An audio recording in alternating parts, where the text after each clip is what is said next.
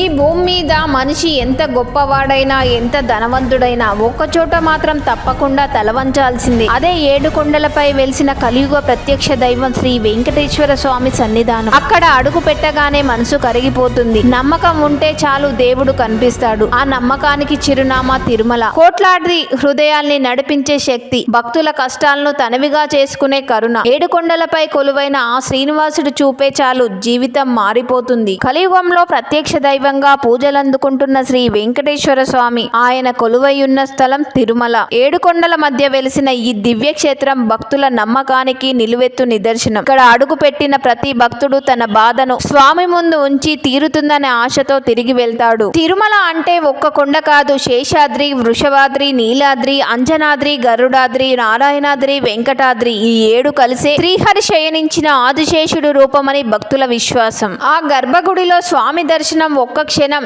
జీవితానికి సరిపడే ప్రశాంతత.